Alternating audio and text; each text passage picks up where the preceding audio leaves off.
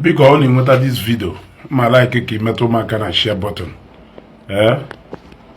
Can I share this video? Yeah? Can I share this video? Share this video.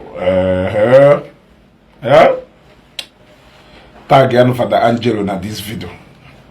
I want to talk about two things in this life. One, Ibe Valentine, thank you very much. Thank you very much. I want to talk about one. Philo Brown, I greet you. Thank you very much. I want to talk to Father Angelo. Number one. Then number two, if time permits me, I also want to talk to Mathias. Yeah, but we'll take it one step.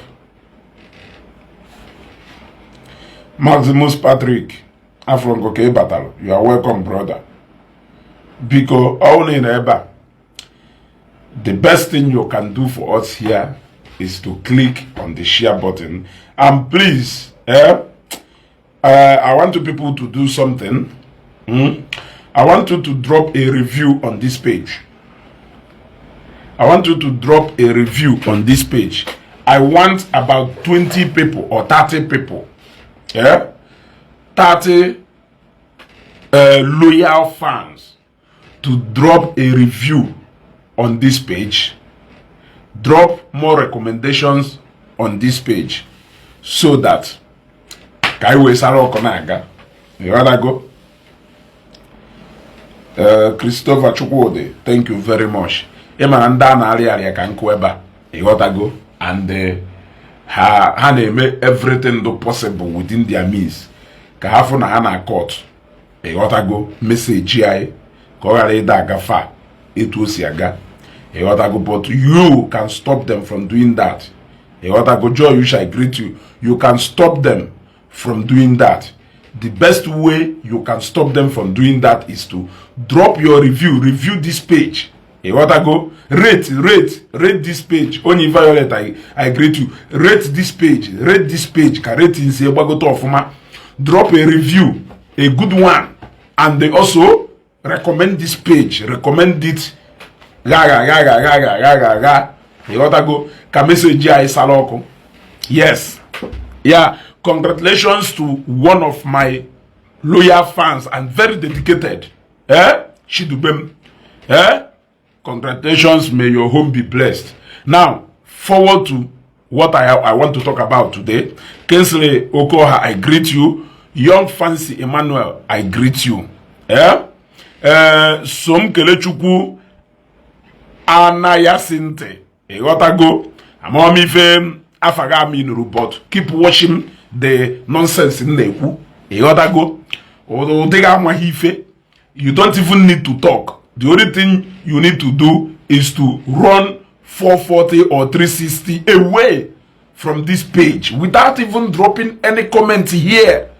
But because you cannot help coming here to share. Instead of sharing this broadcast, you will choose to share your ignorance with us. That ignorance, we don't need it here. You want to go? The best thing you could have done, action they say speaks louder than voice, is to exit this program and live in peace. But here, that peace of mind is going to take away from people like you. I will keep taking it away. I can't help it because you cannot change me from who I am. You got to go? Thank you very much. Ejike mana anamakwukwo mmado. Onye ọ na-egbalo, he is a force to reckon with. Onye agbawo also because na downfall onye adunia. But I believe that I am still climbing because I am on the path of truth. I'm not compromising with the truth. So I don't think that I will go down like Ndi Igbo this name. Now, I want to talk to Father Angelo. Imana say na nwanne onye na agba aja egwu. Okiku anako nwanne ye. Abi? Yes. Then they said an injury to one is an injury to all. Then again, Hasena, iwolu because of ne na achu oke, we sui begoko. Mba oke ya agbafuzie ishigatazie beyu. yafuzi shelter inwere over your head. Hasikwa again ogonu. Ọ bụrụ na iwori iwe ọkụ wee sunye unu nna gị ọkụ, ọwụ na iwolu iwe ọkụ wee sunye unu nna gị ọkụ, there is no place you can call your home again. Kedu ife nji wee na-agwa Father Angelo okwu a? Father Angelo jelu na pharmacy chemist shop Mathias mepelu na Ngokpala. Owolu, somebody should remind me of ego no nyeru again. 100,000, right? Yeah? Isi mmiri ezugodu lazy. Let us meet on the ground. Let us know who is lazy or not. E wata go? So onu kunu. So onu kunu ji. So onu wifunu nwere ndo oji onu na agbasa igbo onu. Let us meet on the ground. Ka imala onye do lazy na onye ado lazy. E wata go? So ego ne ko onyeru ha 100,000. Now, on a normal, I am not against Father Angelo giving Mathias and his Kerifo clinic here called chemistry mepelu na Ogidi. Normally, I am not against Father Angelo giving Mathias money. But on the ground which he gave that money, I don't know what to tell Father Angelo. Remember, we have so many sponsored projects of Ndoka. He never gave 1 naira. But he intentionally gave that money. And the Kita can confirm that he has been in constant communication with Mathias Ezeaku. Now, okay, Kelechukwu, let me block you. You don't need to be here. I'm being led by the Spirit. The Spirit of God said, block this Ofeke. Let him get what's in a page as Susupu. And I have done that. She got her back with another account. I will be here waiting for you. I have nothing to lose. So now you know that Father Angelo has been in constant communication with Mathias. So he is actually, or rather, he has been doing a specific job for a specific reason best known to him. It is not like he is acting based on this is his principle, but he is actually on a communication with Mathias Nando today. That is why he was, remember, when Mazidibia was apologizing to top pages in followers on a follow, and then a follow ye. He got to go over because of monetization on a mena page here. Remember when he was apologizing to people? He got to go. Remember when he was apologizing to people? Owopolo na page here because of that if anime that if I shaking a page here for monetization. He also mentioned Father Angelo. Can you ask me? Yeah? Can you tell me the reason why somebody who calls himself a reverend father will be in constant communication and in agreement with the person, with the people who is trying by all means to end church in Igbo, to end Christianity in Nigeria? I am asking you. He is in close communication with Mathias, knowing fully well that standing Mathias is no kagana na Igbo. He is in close alliance with Mazidibia, knowing fully well that Mazidibia stand is no kagana na Igbo. He is not there to preach the message of Christ to them. He is not there to give them the goodwill message of Christ. He gotta go. He is simply there. He's in me. And when time made that reply, people like you, I don't have a job. A golungu times 10, golukwa again lekwa golukwa again mme gogido go times 10 ọ na-enweghị iwe jee ku isi na kota ịghọtago jee ku isi na kota like ịkpọwa onweghị in my joblessness I will buy you times 10 ya na-enweghị iwe ịghọtago onwere ife ihe eme about it. There is nothing you can do. So if you medebe we bulu ogbu isi ga aduka isi ụkwa nọrọ ebe a na-ege m ntị ibulu ogbu isi ga aduka isi ụkwa ị nọrọ hia wụ ntị ga aduka gụnụ na-ege ntị n'ife na-ekwu. You don't have any choice. You don't have any choice. Ya gwa onye karụ mma by all means gbanya je chọrọ job ọ na-eje achọ job but I am times 100 better than you. Are you not aware? Mụ na ga abụrụ mate mụ na ga abụrụ class and level in any way. It is a bitter pill for you to swallow, but you have to swallow it anyway. You have to swallow it anyway. Stay here and watch me. Comment here and give me engagement in my post. I don't have any problem. On to it's all day 100 comments here. You are helping this page. If you think anything bad to this page, now let us go proceed. You gotta go. Can look at somebody a reverend father. Yes, we know in close alliance with the people cholo. He bring it down the foundation upon which he is standing. Now it brings about questions in so many things. Look at him. He quickly gave his own a follow page in Zidibia. Also, na top people who follow. He had the light of Africa. Also, na top people who follow Mathias. Now, it will give you a brief for some of you who is still referring to him as a reverend father. You are doing that at your own. I don't know what to say. For me, I have said it before. Father Angelo is 100% pure antichrist. You cannot mix it. They are sheep in wolves' clothing. How afifia akolonoka. I don't show me how he will get this message. But I am telling you, that man are supposed to find a way anywhere around the church premises. I am saying it here so that you will hear it very clear. That man are supposed to full way. He has shown people clearly where he stands. He has shown people clearly where he stands. Number one, Anyuku Tony Progress. I am coming there. Because Father Angelo, I'm sorry to use this thing. It's so obvious na senses yourself. Other function very well. I'm sorry to use such kind of words, but I don't have any choice. Because he has proven himself. He has proven himself to be the enemy of Christ.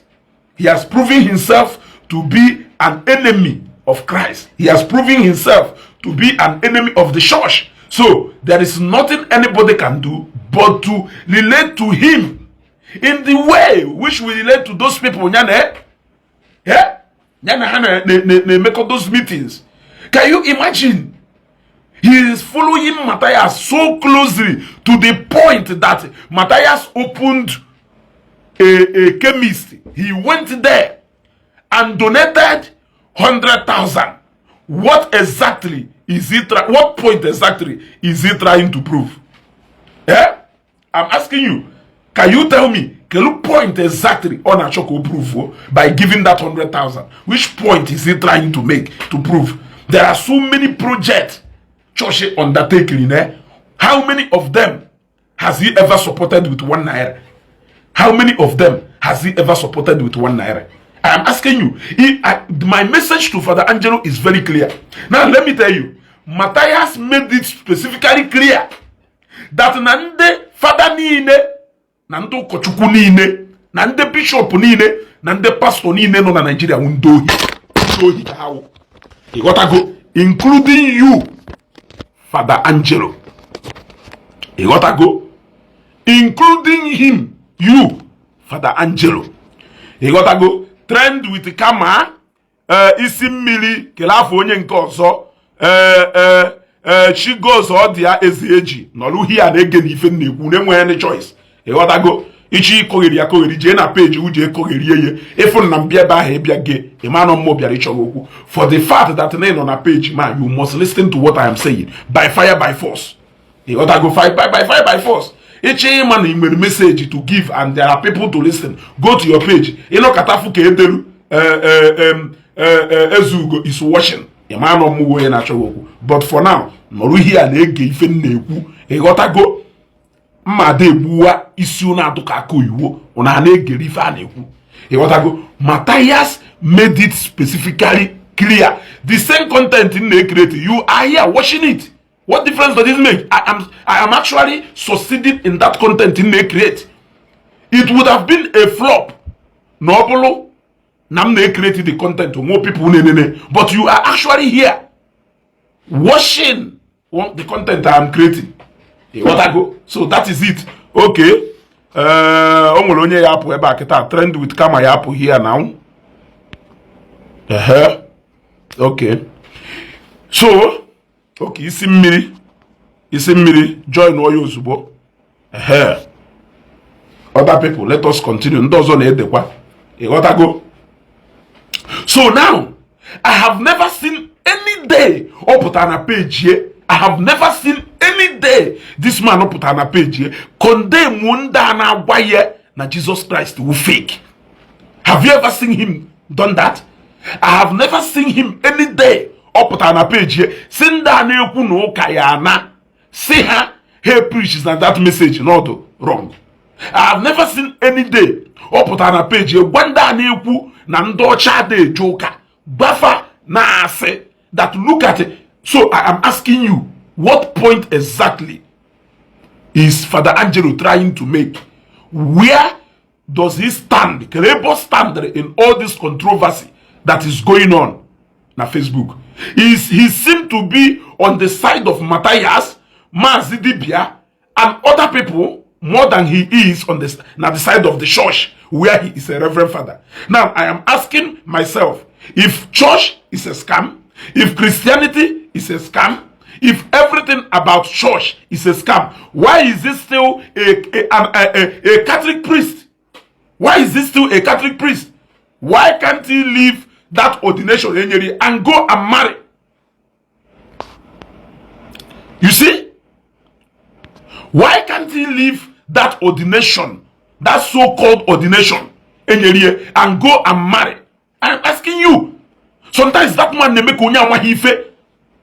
That guy they make hife. That guy they make okpu. Let me for once wash him down and wash him to where he belongs.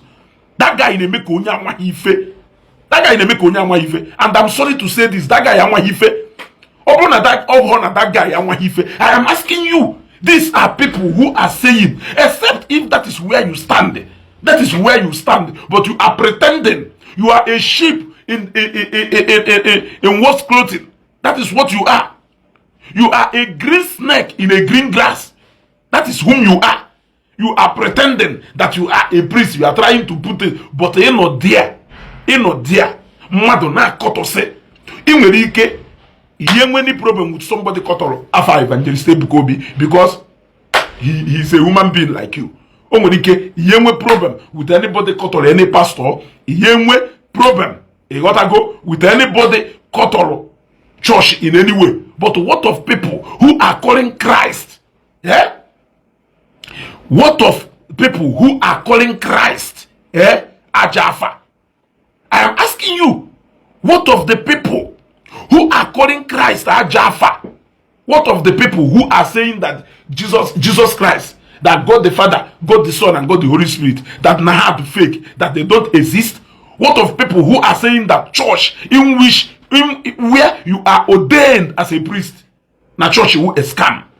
What of people who are saying that Jesus Christ is not real? What of the people who are saying that the Bible is a book of fake story? I'm asking you, what message do you have for those people? You don't have any message for them. The only thing you need is working as an accomplice to give them clue that all the perceptions why they are assuming now that church is a scam, that Christianity adorable, that Jesus Christ never existed, that it is true. You are giving them all the ground for them to believe that Jesus Christ is powerless. That is what you are doing. Because every single thing we have believed Jesus Christ to do for mankind. You have complemented their message by telling us that those things are impossible for Christ to do them. That is what you are doing basically. Now, Mathias did not just open a chemist to help our people.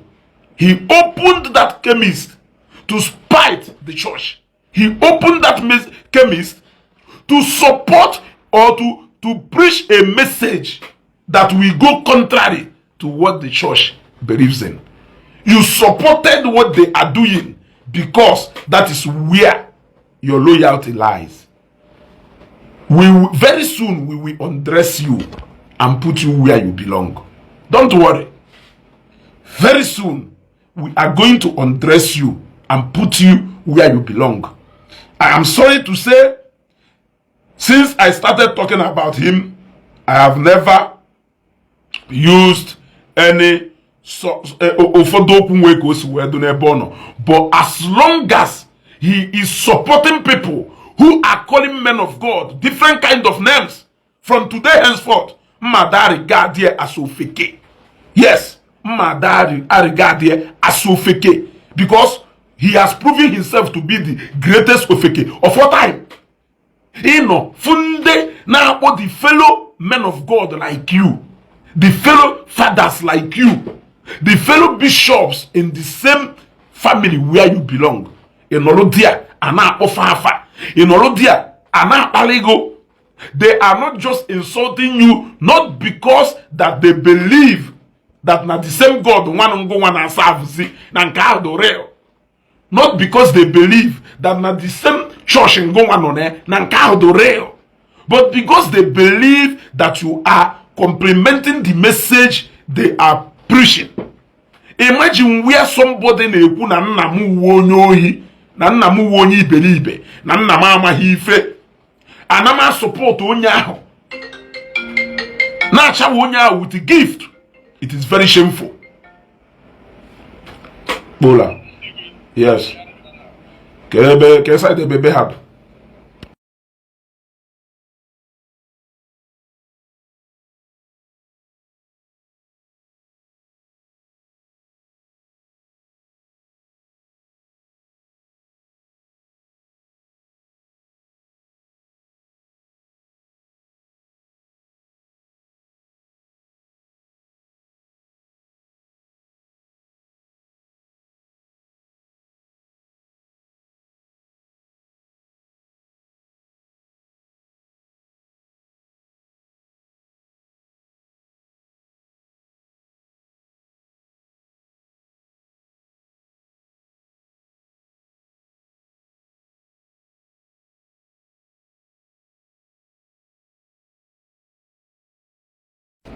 I repeat, Kelu, this guy say, don't Kele Bono, Abushi Ome, don't insult man of God. You are mocking the body of Christ. He day ebe again, I will block you immediately.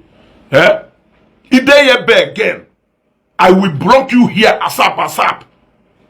I block Kongu here. ASAP come my block. Because on na wache Ezeaku, man on aye kuye. Somebody no na support nde na akpali other ndo kochku, na support nde na akpali other pastors, na support nde na akpali una ha do different nekwu. I'm to go to monwem now. Oh no na even nekwu madu dey room yes no na anu ya. Na even nekwu yes or no? Can you people hear me, yes or no?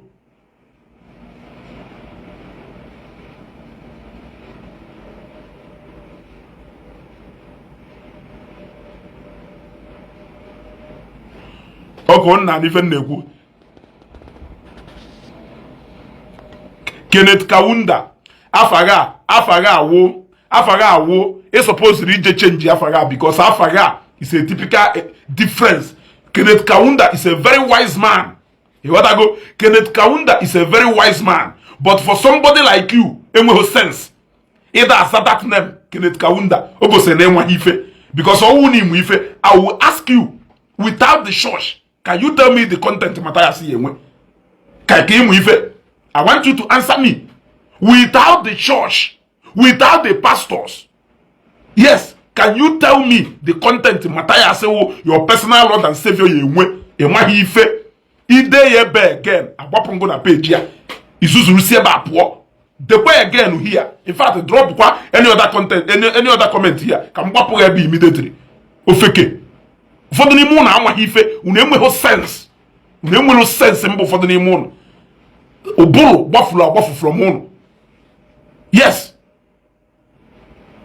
idekwa here again mgbapụ n'ọkụ here immediately si ebe a pụọ because ụfọdụ n'ime ụnụ wụ na nsogbu enwe na Igbo taa persistry yeah without Mathias you don't have any other content.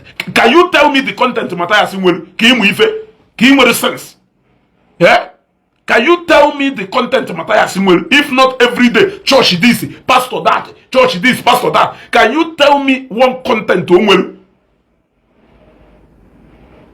the way here again kịta ka m gbapụ n'ọkụ immediately even you take your time mgbapụ n'ọkụ akụziere ngụ ebita lesson even though na ma gbapụgo you will still see that lesson nkụziri iwe kweta na ọ na-eme because ịma na ụfọdụ n'ime ụlọ amahọ that it will be more easier for me to give you a bitter lesson you will understand. Okay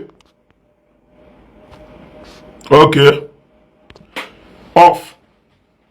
So you see onye na-asị ma akpalizina ịma na nda ụfọdụ n'ime ha amaghị ife. I'm sorry to say this and there is a reason why I am always using the kind of word na-use ha even je use ewu ka o were afụ because ụfọdụ n'ime ndị enweghị sense. I am telling you ụfọdụ n'ime ndị enweghị sense. Ụfọdụ n'ime ha awụ okpo and okpo nke ha wu okpo nwelu degree. Okpo nke ha wu okpo nwe degree. The only man of God ha achọghọ ka akparị ya n'ụwa awụ Father Angelo, Father Kelvin Ugwu, and the rest of them. But the others should be insulted. The others should be pariala without any with the reckless abandon. The moment you would alakananda na preach message na adaba na nke ha na-ekwu, they will come out with okwu ha dịka okwu skeleton. Bibia kwugheri. Yeah? Bibia kwugheri. Father Calvin, Father Angelo wokpo Father Angelo wo feke kowo for the fact that no support nde na akpo other men of God afa. For the fact no support nde, he has never for one day cautioned Mathias and Ndotwe on the way has we na akpali other men of God.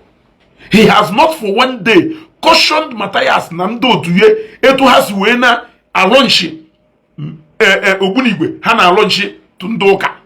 He has never for one day cautioned them. Okay, let us even agree that now those men of God are human beings like me and you. He has never for one day cautioned them on how they burial Christ himself. He is a reverend father, right? I am not a Catholic. I know how much and how dear the Catholic you hold Blessed Virgin Mary. As far as their church is concerned, these people they used to go all manner of okpu. Never this same Blessed Virgin Mary. No, this Blessed Virgin Mary. No, he has never rebuked them for once. He has never rebuked them for every Christ himself. He has never rebuked them for saying all manner of things against the Bible. Then, what kind of a father is he? The highest thing Omelu is to take out money and give to Mathias to support his agenda. Mathias did not open that chemist in Ambo just to help our people. Otherwise, somebody like me, I can gladly give him 500,000, 1 million, or even $1,000. I can give it to him comfortably well. I can give it to him. But the intention of him opening that particular chemist is very different. So anybody who supports that thing he is doing is somebody who is 100% in support with that intention of Mathias. So I ask you people, is Father Angelo truly a Catholic priest? I want somebody to make me to understand, Because as far as I'm concerned, that man name Uge. That man name Uge. That man name Uge. That man name Uge. You gotta go. That man, name Meriko Nyama Hife. You gotta go. Mwachuku Kenechuku, Iwo Feke. Iweru. Mwachuku Kenechuku, Iweru. Iwes Bota Toroke. Yes. Before he bear back, he bear bam. I want you to go to comment sections. I want you to go to comment sections of Nda. Bu insult anisi. Jeba maybe caution guluha against that party ndemado. Jena page sebenine ana akpo evangelist Ebuka Obi Ajafa. Jena page sebenine ana akpo nde father in general Ajafa.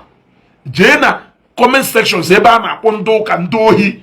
Je wotalu mu comment ebe gwaro ha. In fact, Onyamuma Renji posted a video about me. I choose not to reply to him because that guy Yama Hife. I cannot dress naked with him. That guy clearly a ghost guy na number 6 here. Adro okay. So replying to him will be giving him enough credibility. So I chose to ignore him. Yes. I went to the comment section. Ufodu mwokwa na bieba asem wa yiji akpari ndị mmadụ njeba ahụ fuhebe ha na-ede all manner of things ha na-ede ngonwa onye delu this comment ebe Chineke ya akpọwa ọkụ kelu ebe ọnụ Chineke ya akpọwa ọkụ kele ebe afa ụnụ achọrọ m ịkpọga afa ka m wee gwa na Chineke ya akpọwa ọkụ because o nwere ike ya ama na Chineke ya akpọwa ọkụ kele ebe ọnụ Kelebono.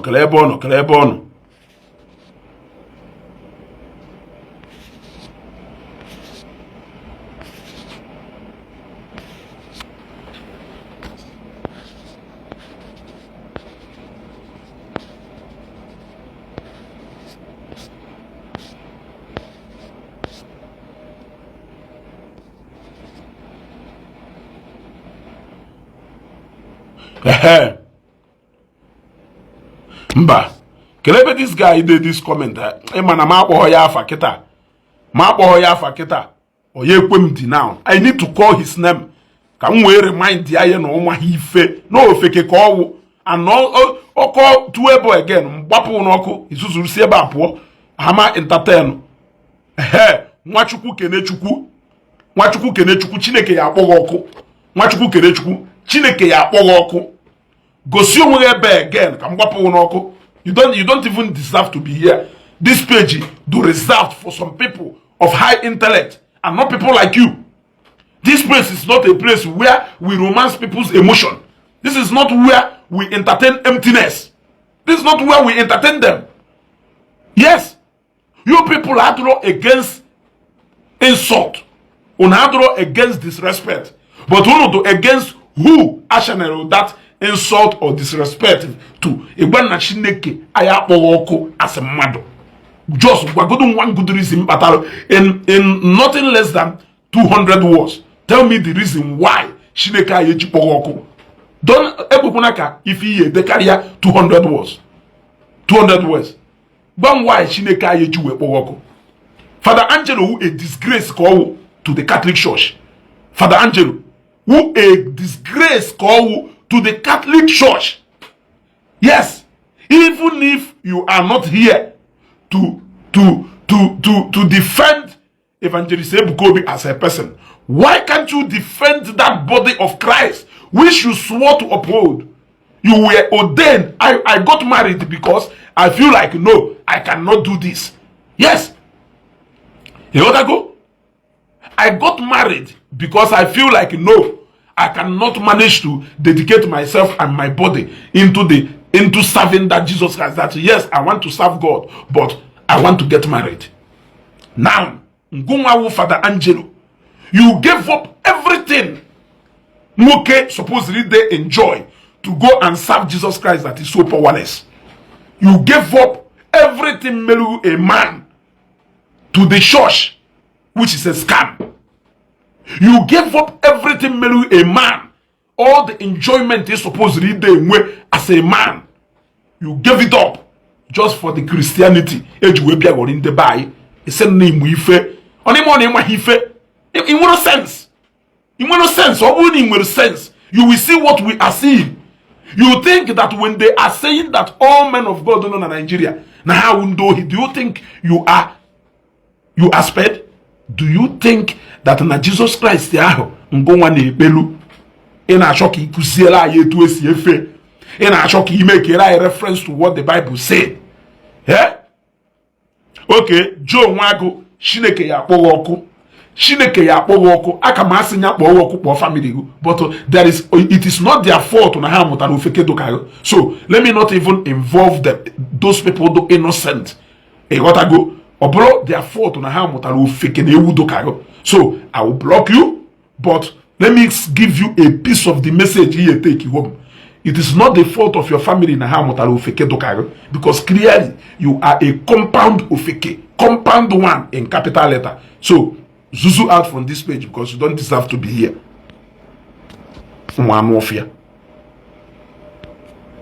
Ụmụanụọfịa Chineke ya akpọcha ọkụ. Unu chena this social media space wonu unde deberie. Unu chena unu ka edeberie mana ọ na-afụ bụ ife. Ụmụanụọfịa unu chọrọ ka hapụrụ unu ana Igbo ka unu were mere ife ahụ.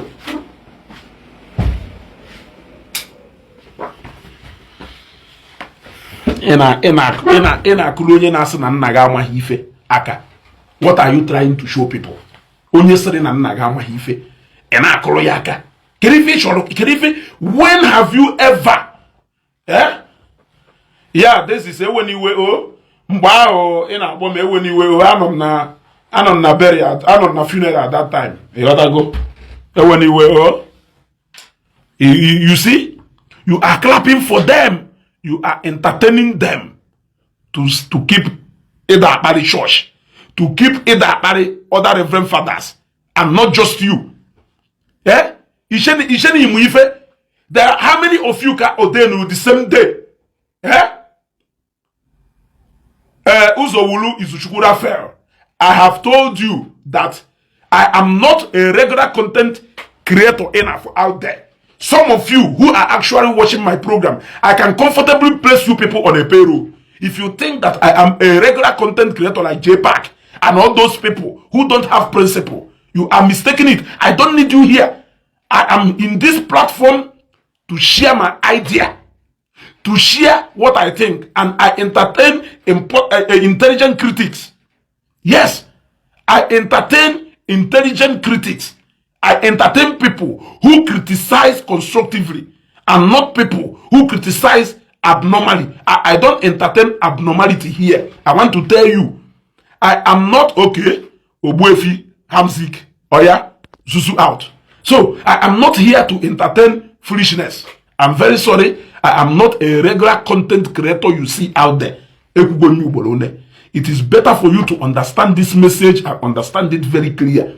Even if this page is not monetized for the next 100 years, it will not change anything about Ezugo. I want you to know that. It will not change even a dime from whom Ezugo is. The earlier most of you understand this, the better for you. Then you will follow this page with sense. You can't go out there. You want to teach us now the principle behind eating what ife. I'm asking you. You don't go against the way I talk. You have people who are more aggressive. Eh? You have people who are more aggressive than I am. And my program. But you entertain their aggressiveness because their aggressiveness is towards supporting the agenda. You believe in that? Okay. Ezugo Nation block me too. Thank you very much. Thank you for telling us. You gotta go. You gotta go. Now, what was I saying before? Most of you know here just to support that same thing, that aggressiveness. You have people in Eto. You gotta go. Eh? You gotta go. Bola. Hello? Bola.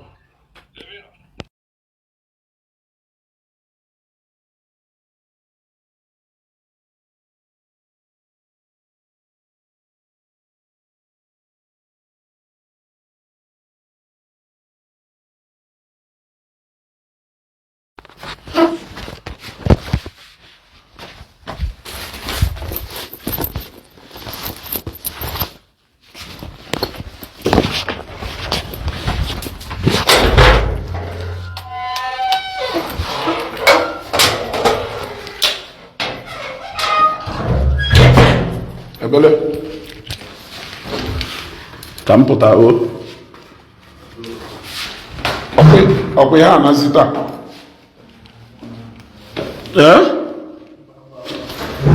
Ngwan. Of course now. Kanje. Kamputa o.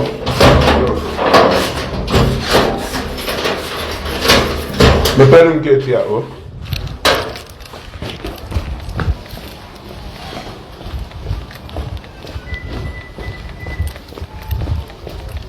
Gasi ike o.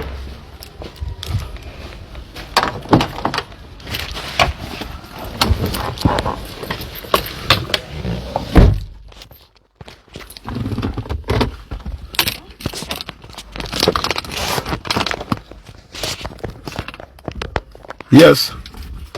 Yeah? So, as I was saying, happen of Father Calvin, Father Angelo, right? Happen of Father Angelo. You want to go? All I do is one for. Kevin. Apụta na-enye n'ihe nke ahụ ụgwa n'ukwu oge apụta na ịghọtago ọ ya emecha fifo mere onwe ịghọtago ọ ya emecha fifo mere onwe ha che na ọsọsọ ha ma ife omenala Igbo intel. Right now I am going for my friend in Ili Ji. Yes, my friend in Ili Ji today. Is that not Omenala? That is where I am going. You want to go? Well, yes. Since this Newi Melu Afiolo Ili Ji, is that not Omenala Igbo? Yes. I have gone to about, I'm not trying to exaggerate, more than 7 Iri Ji na Newia since this August. More than 7 New Yam Festival. Is that not a cultural festival? I am asking you. The other day, I posted a video where masquerade block. In fact, ngosi na bonnet yakita. If we be ofun mo jimpie, we pokarum bonnet motor for the purpose of Ili Ji Newi, Afiolu Newi. We entertain that because that is our culture and our tradition. So I want to know the culture in Ashoki Ikuzielai. I want to know the culture in Ashoki Ikuzielu people like us. Which culture can Ashoki Ikuzielai? Ekayemalu Omenala Ekayemalu Omenala. I am asking you, do you know the culture of our people more than us who are on ground? Yes. Is that what you are telling me? Some of you traveled and ran away.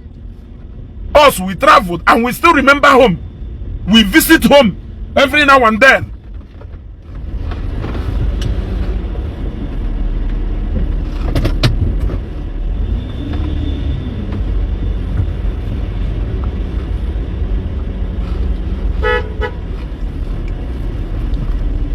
Bros.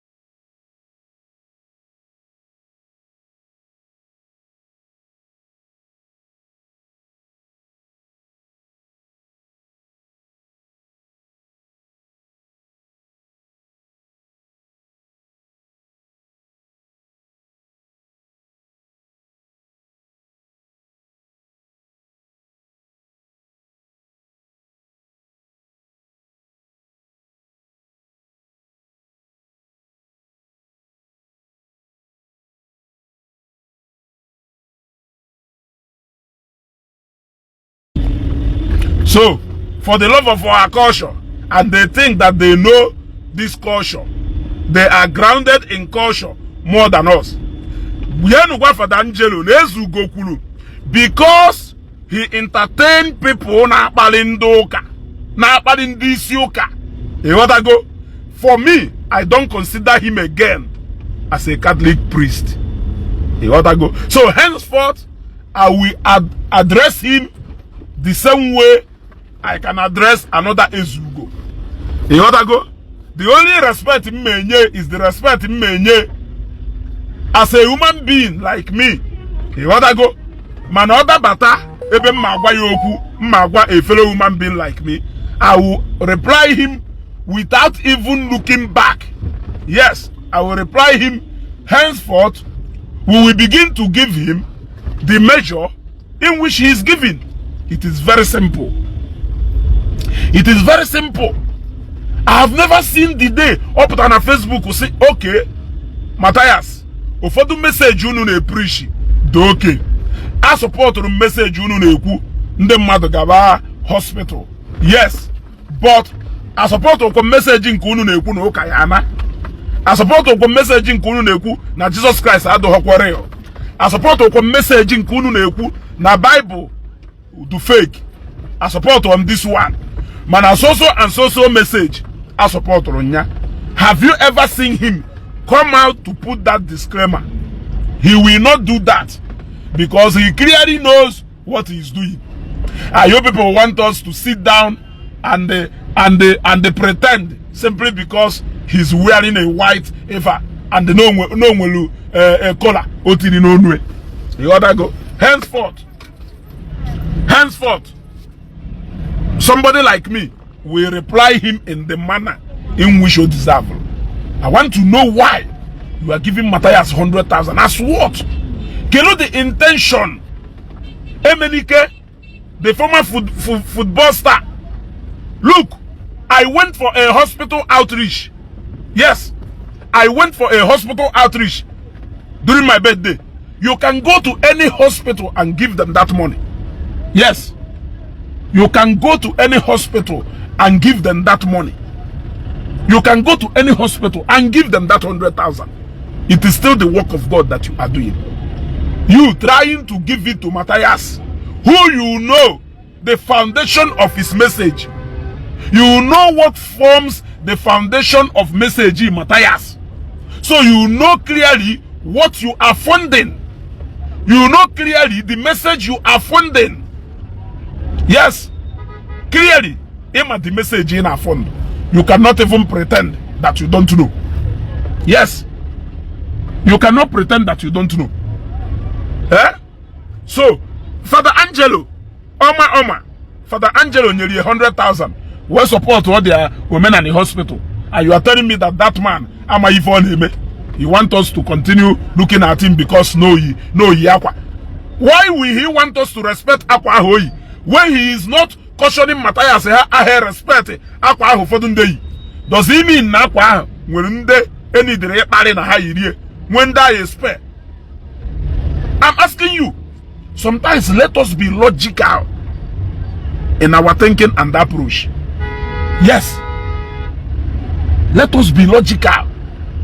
You ought to go? Ezeaku now saying that common sense is not common. But let us try to apply that common sense anyway. Like this.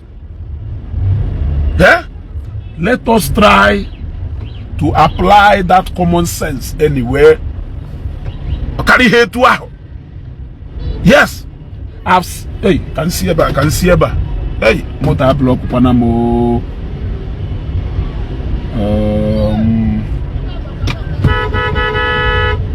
Brother.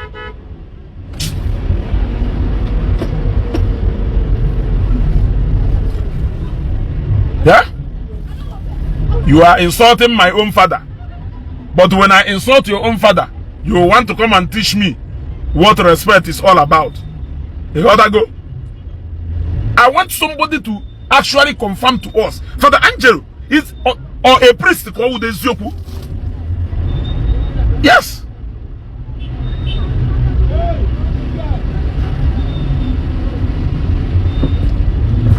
Actually, can somebody confirm truly Father Angelo or a priest called Ejiofor Yes. I am asking you, or a priest always yoku, because I doubt now that man who a priest. Yeah? For one day, I have never heard you caution Mathias. Nando to say ha. Na message you unu na-ekwu na mo support nka. Na nke detu na nke detu na ma support hoye. I have never seen him preaching the message of Christ. If he is an ordained priest, is he an ordained priest in the Omenala church? I am asking somebody to tell me, is he an ordained priest in the Omenala church? I want somebody to help me and answer that question. Reason is because Keluki is a reverend father in the house of God. In Olunde mother, na marry that same God. He give you if you work to serve the mother na marry. Na say no the powerless. In our support of her. The mother na marry Jesus Christ. In our support of her. Ndene ekwu na Jesus Christ do fake. How can I support? You are supporting their message. You are supporting their movement. Ndene say na church where you are ordained, not a scam call. How can I support? You want us to respect you. Respect you for what? Respect you as who now? Okay, let's say that I am respecting you because you are a servant of God. Let's say that I am respecting you because you are a servant of Christ. And now, I have ended up taking the message, Mathias that Jesus Christ is not real. That Jesus Christ is powerless. That Jesus Christ is fake. That church who is scam. How can I respect you again because of that Christ? Okay. Anunte susuru si eba apu ozugbo. Susuru si eba apu iso. Gbafu ebo iso. Anoman. I want you to tell me, if I am respecting Father Angelo today, I will not respect him because he's Father Angelo. I will respect him because of Christ. You see? Now, what of in a case where we have accepted the message, Mathias that Jesus Christ cannot offer us anything, that church cannot offer us anything? I want you to tell me the basis at which I will respect Father Angelo. Because the only thing that makes him different from ordinary guy out there is because I will consider him to be the servant of God or the messenger of Christ. You see? So that is why I started by using that adage. No onye jiwe weti no yoko ebo na achu oke. Noge oke ahu gbafulu. You will come back to find out that you don't have any shelter over your head. I don't know the influence at which he's acting. I don't even know the ideology or whatever he believes in this life. You want to go? Mba obi na judo even na emezi now. Efukwa ka nna kocho no ayi moko mmadu one mgbapugo n'oku since ya nje kwu ifa. Onye bia ha ebe a ka ogosi na o ma ife mgbapu ya n'oku ozugbo.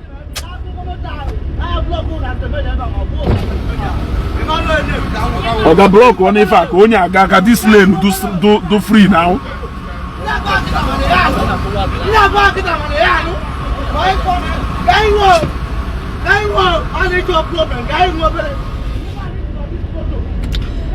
So Obinna Judu, that advice in yellow is well taken.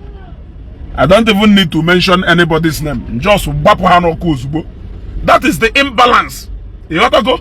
That is the imbalance some people now entertain. Yeah?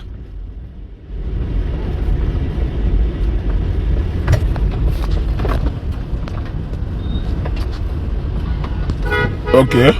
The message is moving. The message is moving. So, Jenu Father Angelo. Now, as far as I'm concerned, if I Angelo Unebu, etu afansi wewolo chukuno yedike Ezugo, etu akanyanwasi wewolo Angelo Unebu. The only thing that makes him a reverend father is because we consider him to be a servant of God. If that God is so powerless, why will I respect him because of that God? I'm asking you. If he is clapping, financing, harboring, condoning, promoting, encouraging those people who are talking down on that Christ, I believe, if he is entertaining those people who are educating us na church in which he is ordained as a priest, in which we are respecting him, making it look like he is an extraordinary man. That is why we call him father, even when he is not our father. That is why we call him father, even when we are age mates, even when he is not older than some of us. But we call him father. We call him father because of that Christ, which Mathias and his group are telling us that he doesn't exist anywhere. So now, if we are to go by that, well, I know area command. I know area command. On a park together.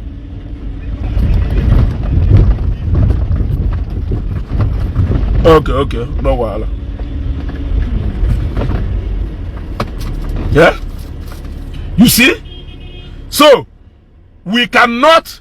I personally, I don't know about you because I don't want to start dictating to people what they can believe or what. But what I'm saying is that personally for me, I consider Father Angelo as an ordinary man like me. He's so ordinary. In fact, I'm even more powerful than him.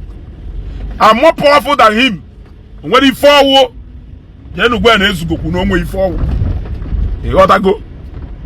He gotta go. Greg Adams, if he will fake, if he will one warfare, bandit onyohi, ondo hidukono do against Oka. Ndo hidukono do against Oka. Kunu wene zuhi, kunu wene agwonsi, kunu wene nyinde mmadu eniule ka hana zori ya na anwu. Kunu wene agwogwe ketisi ejeni bende mmadu. Ani Igbo ya achunu ni nonso. Ana ya akpọpụta unu niile ukwu iro ụmụ ekwensu ịpụta fụ ha ni akwụgharịcha no akọọlụ ha yejecha akọọlụ na-akpagharị na mmiri oge m na-eje ezi Owerri ka m pụtara na mmiri adụ saịdị alọ fụ ha ụmụ okorobịa ịfụ ha ụmụ okorobịa beautiful nonsense ha gbarụcha ọta ebe ahụ na-awụ ahụ ị na-achọ ego ka o si n'elu daalụ bịa buru moto m for free now. Ewu ejina chifi ya alụ ụfọdụ n'ime unu che na mmadụ bụ Lexus Jeep gbafe n'ilo nọ ntụ ụta ka ọ tụtarị ya. Ụfọdụ n'ime unu che na mmadụ mgbe foundation lụọ n'elu nọ ntụ ụta ka ọ tụtarị ya. Ha na-akwụgharịcha na-epigharị na nke nwa dibịa piom na-ebugharị oke ite everywhere na-akwụgharị nkirika ọgwụ enweghị ife oye help ha. Ọgwụ niile ahụ ịgwọ n'alụ omenala niile ahụ imegolu omelewu ka inwe 1 million na akaụntụ. I am asking you, screenshot your account balance and show us. Let us see how much omenala niile ahụ ị na-ememelewu ewe ọtụọ ihe ejipụta abịa atịrị ndị mana go na ha ahụ ofu ụmụ ewu ịfụ ha okwu arụsị niile du na ana Igbo a ha na ụtụtụ ha ejebe asụkere ana na-achọ onye ya abịa gburu arụsị ọkụkọ ka ha taa anụ ọkụkọ, na-achọ onye ya abịa gburu arụsị ewu ka ha taa anụ ewu.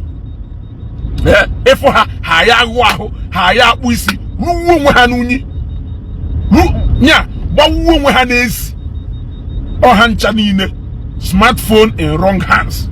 Ịfụ ha ewuru fonu na taịpụ na mmiri ebe ahụ ejere ịhụ ya ahụ, na mmiri ebe ahụ dị mgbe ibe ejere imetụ ya aka na-amụ wụọ ya ahụ na ọ na-achọ ego ọ nọrọ ebe ahụ wuru fonu ye na taịpụ atahụmụnụ hydrotech ha mere phone or do very accessible to everybody. Ndị China mekwu ife niile ọ dị isi nke buru mgbamgba Infinix camera ya ha ka ihuterela Dangote obulie na type ife ọkụtaghị isi ya o megidoghị ife gota ni otu machine ọ ya-eji agbagharị n'okwu agwụ niile enwere ebe niile eji acha ebe a ya egburu alụsị ọkụkọ.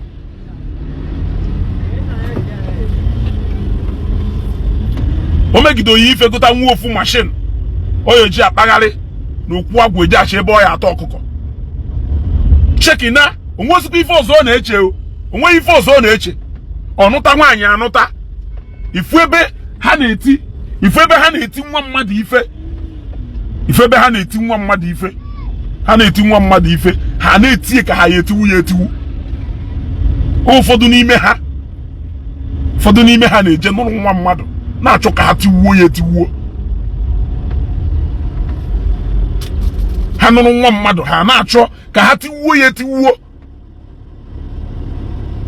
Onwekwa onye bịara ịnụ nwanne gị, do very careful. Onwe onye bịara ịnụ nwanne gị, do very careful ka ị makwa onye bịara ịnụ nwanne gị. They are on the loose now. Ụfọdụ n'ime ha akọkarị ahụ ọnụ. Hello, anọgo m ebe ahụ. Kelebu nsi da-abịa abịa.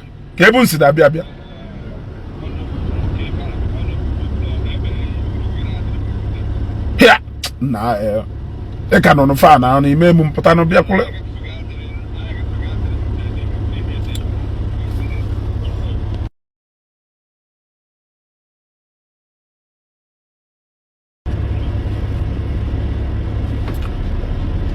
Do very careful. They are out looking for nwunye ha ya etiwu. Ndị obi ofu obi a na-afụ ha.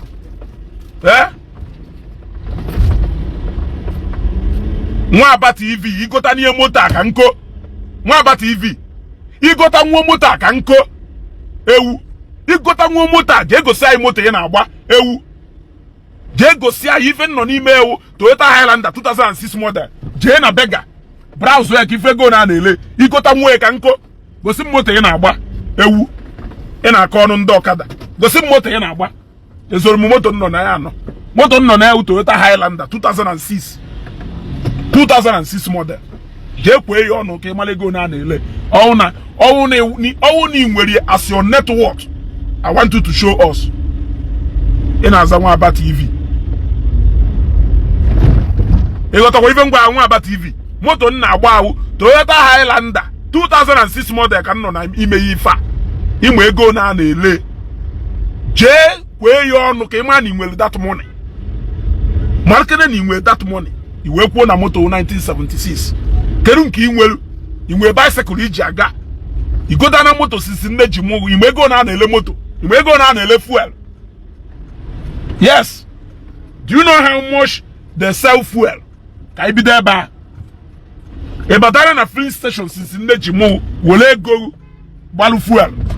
Let us start there.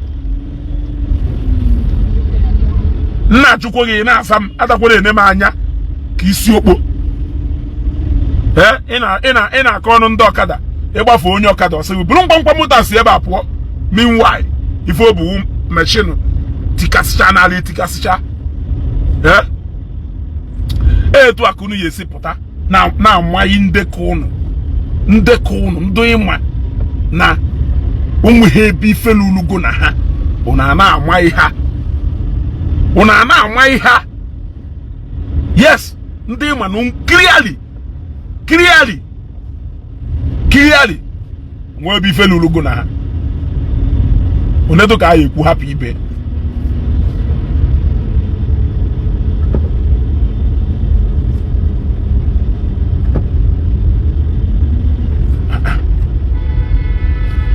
Does it mean no more fuel station na fuel na ebe?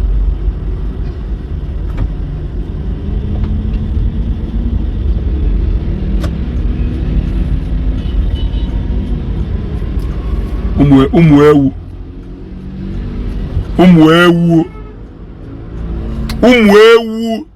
ndị oji ọnụ ejighị ego, ndị oji ọnụ ejighị ego, ụmụ isi akpụ anaghị akwụgharị ha che na ego ya esi n'elu dara ha ije katara ụka ịchọghị ịchụ ife ya alụ, chọghị ịchụ ife ya alụ, ọ pastọ ya ebi ihe ego ejenacha ife ya alụ, ejenacha ife ya alụ. Fada Angelo na who are you now? Ọkwa n'iru akwụkwọ ịchọrọ ka ịwụrụ blọga ịghọtago, ịchọrọ ịwụ blọga, we will teach you how to blog. We'll teach you how to blog. The funniest thing nugolu na this Facebook since nji we bata somebody enweho 1,000 naira we gain na pocket ye. Eda agwa uje echo akolo. So now one of the most funniest thing nugolu. Nwa aba snap moto uketa go senya.